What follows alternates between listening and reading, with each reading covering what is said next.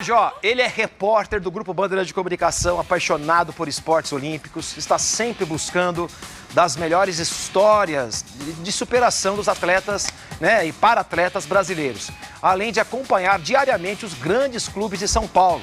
E para falar mais sobre estes e outros assuntos, o programa Donos da Bola fala com Caio Capato, direto de São Paulo. Caio, seja bem-vindo aqui aos Donos da Bola de Mato Grosso do Sul. Muito bom poder falar contigo, nós somos os seus fãs aqui, tá? Todos nós.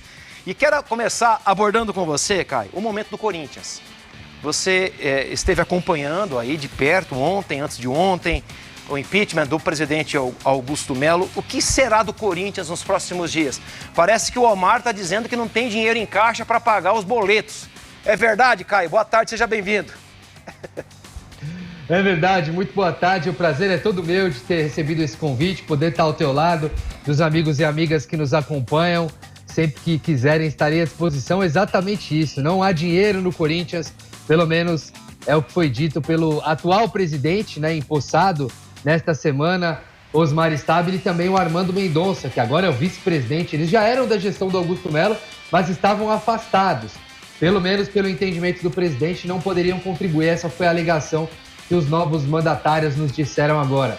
Não há dinheiro no Corinthians, segundo eles, foram até o caixa, não tem como pagar algumas dívidas emergenciais do Corinthians, por exemplo, uma das parcelas do Profut, aquela possibilidade de financiamento estabelecida lá no começo dos anos 2000, que permitiu aos clubes brasileiros, para respirar um pouquinho mais, poder parcelar essas dívidas que tem junto ao governo, diminuir dívidas, acabar com os encargos e fazer com que os clubes, pelo menos com uma gestão responsável, conseguissem continuar funcionando.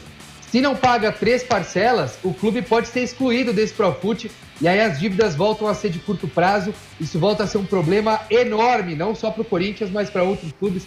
Já aconteceu com o Cruzeiro no passado.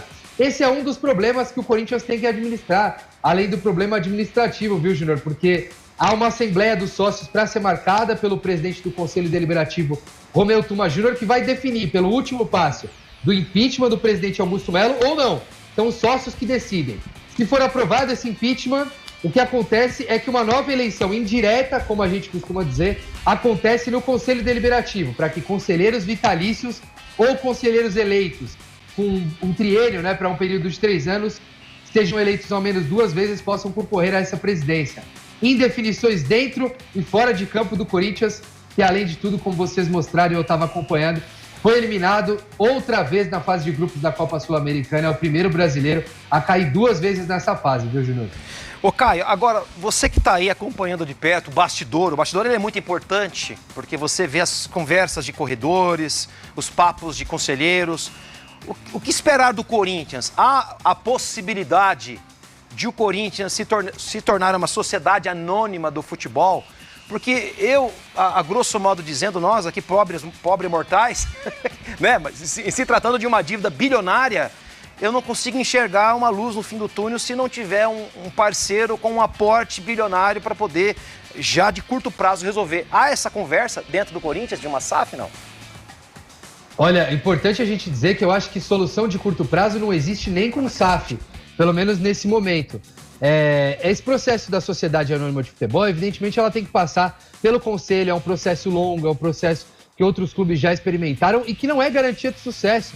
A gente viu aí todo esse imbróglio com o Vasco, que não foi exatamente o exemplo de SAF de maior sucesso, pelo menos a curto prazo, não estou aqui julgando quem está certo e quem está errado, mas há uma briga, há uma disputa, então nem toda SAF é necessariamente benéfico à solução de todos os problemas, isso é um ponto importante da gente entender. Independentemente de ser SAF ou não, a saída para o Corinthians e para qualquer clube brasileiro, principalmente os que têm rendimentos próximos ou superiores a R$1 bilhão por ano, sim, é entender como vai gerir esse dinheiro de uma forma profissional, como vai conseguir custear o futebol e as despesas demais do clube social sem passar do valor que arrecada por mês. Essa é uma consulta básica, uma ideia básica de qualquer empresa, da empresa que você aí que está nos assistindo tem menor ou média ou grande empresa, não importa o tamanho, uma gestão responsável, uma gestão equilibrada financeira é o que faz empresas e times de futebol falirem ou não.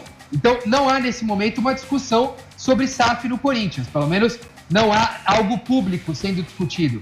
A ideia do Corinthians nesse momento é ter uma trégua política, isso foi bastante ressaltado ontem pelo presidente agora empossado Osmar Stabile, pelo Armando Mendonça, que é o vice, ter uma trégua política, que as demais chapas, as possibilidades de correntes políticas se acalmem e tentem ajudar o Corinthians para sair das situações emergenciais. Esse é o primeiro ponto. A Assembleia dos Sócios definir se vai ter impeachment ou não. Quando vai ser convocada uma nova eleição, se esse impeachment de fato for confirmado. Tudo isso está muito à frente dessa discussão de SAF, que pode sim ser uma saída para o Corinthians, para o São Paulo, para outros clubes do futebol brasileiro que passam por dificuldades financeiras.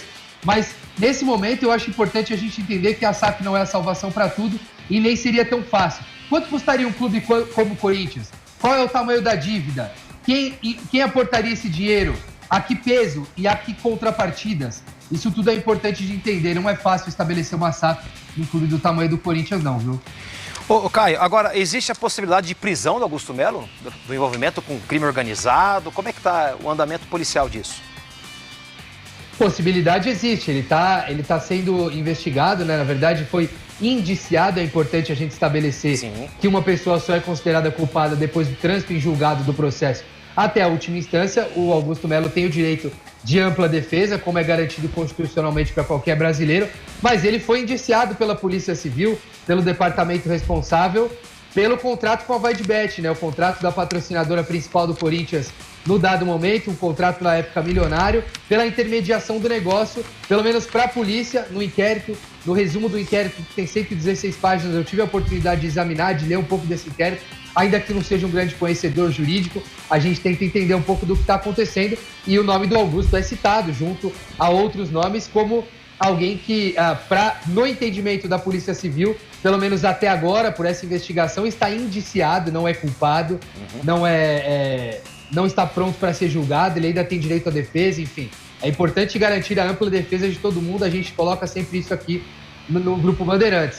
Mas ele está indiciado por esses crimes que você colocou, pelo menos está por essas tipificações, né? Associação criminosa, fraude, outros crimes aí que agora de cabeça eu não me lembro, mas ele está sendo indiciado, sim, por essa intermediação do contrato da VaidBet. É uma situação bastante complicada dentro do clube nesse processo administrativo e criminalmente junto à polícia. São processos diferentes, embora tenham o mesmo objeto.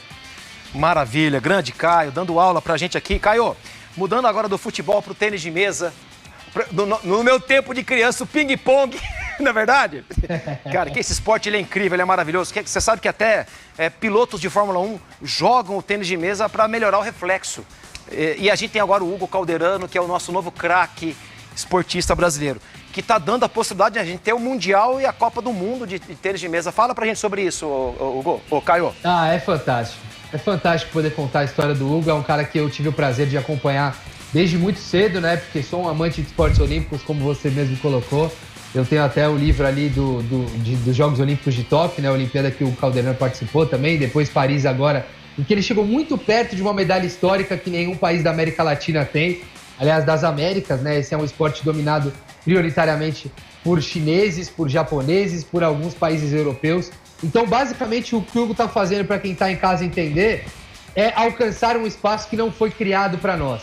O Hugo está sendo alguém que foi morar na Alemanha para entender, para mergulhar um pouquinho mais nessa cultura europeia. Há grandes tenistas de mesa na Alemanha, também na Hungria, na Suécia. Ele foi tentar entender um pouco dessa qualidade do jogo europeu, como confrontar os chineses, como se preparar mentalmente, e está dando resultado. Está entre os 5 do mundo, chegou a uma final de Mundial, não conquistou o título, mas ser vice-campeão mundial de tênis de mesa é algo absolutamente fantástico para um brasileiro, campeão da Copa do Mundo. E isso, claro, que na esfera política tem peso também de interesse público para o Brasil poder pleitear, por exemplo, sediar alguns desses grandes eventos, e é isso que a gente conseguiu.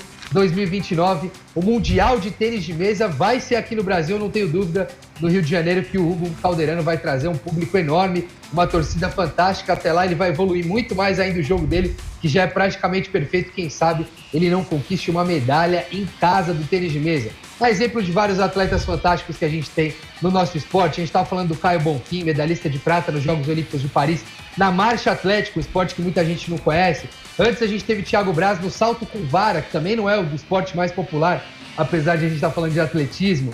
A gente teve, por exemplo, a Rebeca Andrade, a maior atleta olímpica da história do Brasil, pelo menos em número de medalhas, na ginástica artística, que alcançou um lugar que também não era feito para brasileiros, era feito para europeus, para norte-americanos. Maravilha. Então a gente está tendo aí histórias maravilhosas do nosso esporte, na esperança de Los Angeles 2028, Jogos Olímpicos, que a gente vai acompanhar e vai trazer. Maravilha. Caio, cara, obrigado. Nós estamos encerrando o programa. Obrigado pela sua participação conosco aqui. Que Jesus abençoe a sua vida, trilhando com muita paz, saúde e prosperidade a você. Obrigado pela tua disponibilidade conosco aqui, tá bom, Caião? Imagina, meu amigo, o prazer foi todo meu. Pessoal de casa, muito obrigado pelo espaço. Quando quiserem, estou sempre à disposição. Tudo de melhor para vocês aí. Grande Caio Capato, valeu, Caio. Que Deus te abençoe. Muito bom falar com você, meu querido. Abração para você, dando show. Conhece muito, né? Que cara incrível.